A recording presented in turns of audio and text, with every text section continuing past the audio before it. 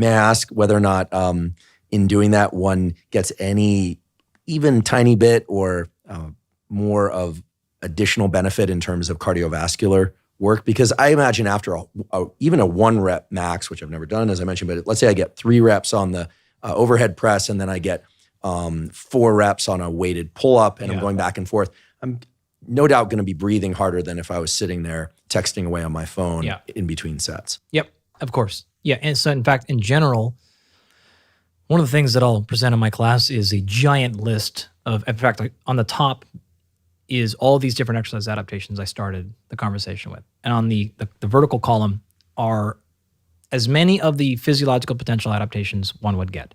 So changes in endogenous pH, blood pressure, lymphatic changes, bone density, all these things, right? And just have this giant list. And then you can run a matrix and you can start to look at, okay, if I do speed training, am I going to see changes in the nervous system? Well, like very much so, right? That's the primary actual reason those things work. Very little change in the muscle system. It's almost exclusively explained by the central or peripheral nervous system, right? On that same token, are you going to expect many cardiovascular adaptations from speed? And the answer is no, because although we didn't cover it, speed is very low intensity, very low rep range, very high rest. Well, as you go to like strength and then you go to hypertrophy, you start seeing more and more increases in cardiovascular adaptations because you're doing exactly that, right? You're starting to reduce rest and you're starting to increase volume. But you're going to lose things like bone mineral adaptations because the load starts to go down. So you can look at this matrix and kind of understand if I'm a person who wants to kind of maximize the adaptations I get across my entire physiology for the least amount of work, you can choose these different adaptations to go after that are going to kind of land on these things, right? And exactly as you mentioned, if you're going to take 5 minutes rest between each rep, so let's say the extreme, you're going to do 3 sets of 1 repetition for strength at 95%. You're going to take probably 5, maybe 7 minutes between each attempt.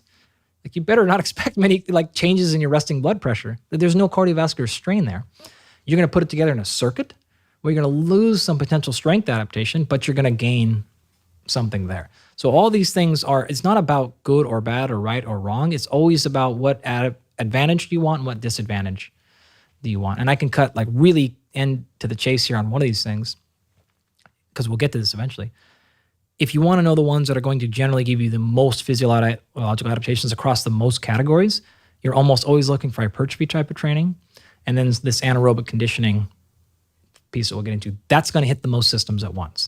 That's great to know. And we should definitely go a little bit deeper on those types of what the modifiable variables are for those categories. Because I think that I'm guessing the vast majority of people want to be a bit stronger, maybe add a little bit of muscle or more, make sure their heart is healthy and et cetera. This is wonderful. And I think it's clarifying certainly a lot for me.